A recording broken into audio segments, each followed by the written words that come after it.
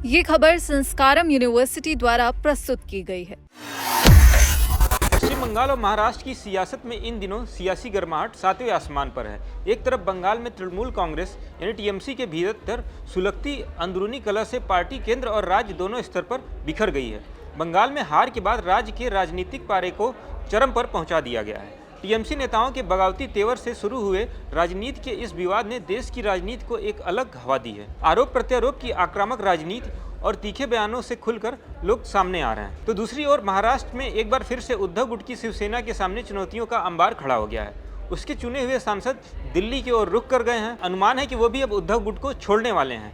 वर्तमान परिस्थितियां इस बात की गवाही दे रही हैं कि इस सत्ता संघर्ष में बल, बुद्धि और बगावत, इन तीनों का संगम देखने को मिल रहा है। ऐसे में राजनीतिक गलियारों में इस बात को लेकर सुगबुगाहट तेज हो गई है कि क्या टीएमसी और शिवसेना भी उसी राह पर बढ़ रही है जहां देश की कई बड़ी पार्टियों का वजूद आंतरिक बगावत के कारण दो हिस्सों में बढ़ गया। इस बात को ऐसे समझा जा सकता है कि भारत के लोकतांत्रिक इतिहास में पार्टी का टूटना या वैचारिक मतभेदों के कारण विभाजन होना कोई नई बात नहीं है। पिछले 5 दशकों में कई ऐसे बड़े राजनीतिक घटनाक्रम हुए हैं जिन्होंने न सिर्फ पार्टियों को बदला बल्कि देश की राजनीति की दिशा और दशा दोनों ही हमेशा के लिए बदल कर रख दिया। आइए विस्तार से इन्हीं कुछ विभाजनों की घटनाओं पर एक एक करके नजर डालते हैं, तो जुड़े रहिएगा वीडियो के अंत तक। कांग्रेस का ऐतिहासिक विभाजन। भारतीय राजनीति का सबसे पहला और ऐतिहासिक रूप से सबसे प्रभावशाली विभाजन 1969 में हुआ। तत्कालीन प्रधानमंत्री इंदिरा गांधी और कांग्रेस के पुराने व अनुभवी नेताओं के गुट के बीच मतभेद गहरा हो गया था। यह विवाद राष्ट्रपति जाकिर हुसैन के निधन के बाद नए राष्ट्रपति के चुनाव को लेकर हुआ था। कांग्रेस पार्टी टूटने का कारण था इंदिरा गांधी के निर्दलीय उम्मीदवार वीवी गिरी का समर्थन, जबकि कांग्रेस के कुछ लोगों ने नीलम संजीवा रेड्डी को मैदान में उतार दिया था। ऐसे में इस टकराव के कारण कांग्रेस दो धड़ों में बंट गई, कांग्रेस ऑर्गेनाइजेशन और कांग्रेस रिक्विजनिस्ट। कुछ वर्षों के संघर्ष के बाद आखिरकार इंदिरा गांधी का गुट असली कांग्रेस के रूप में उभरा और 1971 के लोकसभा चुनाव में उन्हें भारी जीत मिली। दूसरी तरफ पुराना कांग्रेस का सिंडिकेट गुट धीरे धीरे कमजोर होता गया और 1977 में जनता पार्टी में मर्ज हो गया, जिसने मोरारजी भाई के नेतृत्व में 1977 में इंदिरा को हराकर जीत हासिल की थी। जनता पार्टी का बिखराव। 1975 की आपातकाल के बाद इंदिरा गांधी के विरोध में कई विपक्षी दलों ने मिलकर 1977 में जनता पार्टी का गठन किया, लेकिन वैचारिक मतभेद और लीडरशिप की महत्वाकांक्षा के कारण यह गठबंधन ज्यादा दिन नहीं चल सका। ऐसे में 1979 में पूर्व जनसंघ के सदस्यों की राष्ट्रीय स्वयंसेवक संघ यानी आरएसएस में दोहरी सदस्यता को लेकर पार्टी के भीतर भीषण विवाद छिड़ गया। इसको लेकर जनता पार्टी कई टुकड़ों में टूट गई और इसके बाद मोरारजी देसाई की सरकार भी गिर गई। इसी बिखराव की कोख से आगे चलकर 1980 में भारतीय जनता पार्टी यानी बीजेपी का जन्म हुआ। 1980-1990 के दशक में टूटी कई पार्टियां। जब केंद्र में एक पार्टी का दबदबा कम होने लगा तो राज्यों में मजबूत क्षेत्रीय पार्टियों का जन्म भी हुआ। ऐसे में आंध्र प्रदेश में तेलुगु देशम पार्टी 1982 में सामने आई। फिर उत्तर प्रदेश में भी समाजवादी पार्टी और बहुजन समाज पार्टी यानी बीएसपी ने अपनी ताकत बढ़ाई। इसी दौर में जनता दल भी कई बार टूट गई। इससे राष्ट्रीय जनता दल यानी RJD, JDU, Janata Dal United, BJD, Biju Janata Dal और लोक जनशक्ति पार्टी यानी एलजेपी जैसी नई पार्टियां बनी। सदी के अंत में कांग्रेस को एक और बड़ा झटका लगा जब विदेशी मूल के मुद्दे पर पार्टी के बड़े नेता अलग हो गए। इसका कारण था कि शरद पवार, पीए संगमा और तारिक अनवर जैसे वरिष्ठ नेताओं ने सोनिया गांधी के विदेशी मूल का होने का मुद्दा उठाया और कांग्रेस छोड़ दी। इन्हीं नेताओं ने मिलकर राष्ट्रवादी कांग्रेस पार्टी यानी एनसीपी नाम से एक नया राजनीतिक दल बनाया। एआईएडीएमके में उत्तराधिकार की लड़ाई। अब बात करते हैं तमिलनाडु की राजनीति में एक बड़े बिखराव की। समय था दिसंबर 2016 का। तमिलनाडु की कद्दावर नेता जे जयललिता के निधन के बाद एआईएडीएमके के भीतर विरासत की जंग शुरू हो गई। एक गुट की कमान वीके शशिकला और उनके भतीजे टीटीके दिनाकरण के हाथों में थी, जबकि दूसरे गुट का नेतृत्व ओ पनीरसेल्वम कर रहे थे।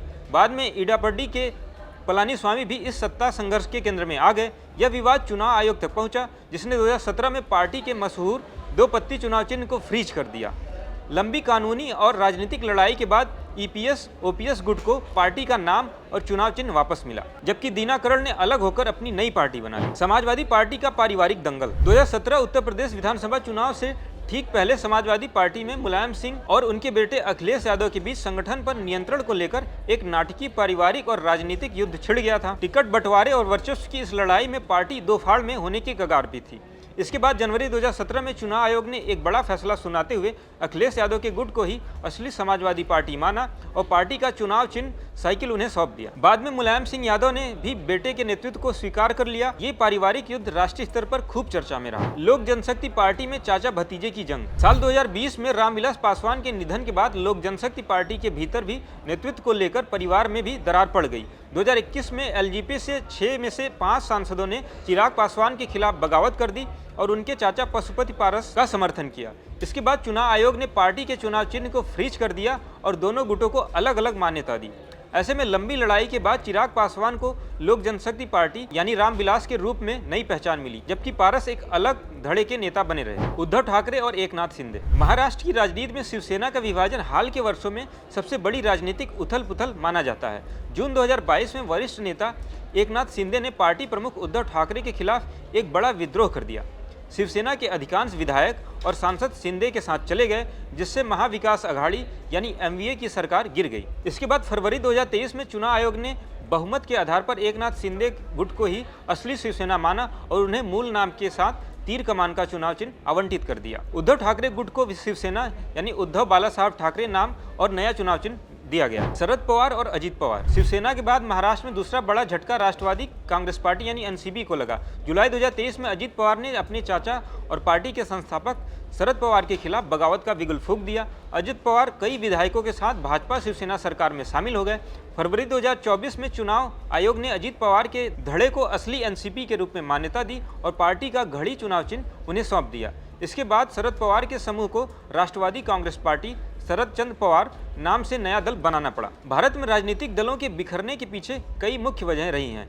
इतिहास गवाह है कि इसमें नेतृत्व को लेकर आपसी होड़ और उत्तराधिकार यानी वारिस का विवाद सबसे बड़ा कारण रहा है। पार्टी के भीतर वैचारिक मतभेद होने से भी बिखराव आ जाता है। इसके अलावा क्षेत्रीय मांगे और स्थानीय लोगों की आकांक्षाएं भी इसमें शामिल होती हैं। टीएमसी के सामने क्या चुनौती? वर्तमान परिस्थिति देखें तो तृणमूल कांग्रेस के सामने सबसे बड़ी चुनौती अपने राजनीतिक वजूद और आंतरिक अनुशासन को बचाए रखने की है। ऐसे में यदि पार्टी के भीतर चल रही यह बगावत और बड़ी होती है और विरोधी गुट खुद को असली टीएमसी होने का दावा करने लगते हैं, तो यह राजनीतिक लड़ाई संसद या विधानसभा से निकलकर सीधे चुनाव आयोग के दफ्तर पहुंचेगी। हालांकि इतिहास गवाह है कि भारत के सबसे बड़े और नाटकीय राजनीतिक तलाक के फैसले आखिरकार चुनाव आयोग की चौखट पर ही तय हुए हैं और सत्ता का संघर्ष ऐसे कारण रहे हैं जिन्होंने समय समय पर पूरे देश की सियासी नक्शे को बदल दिया।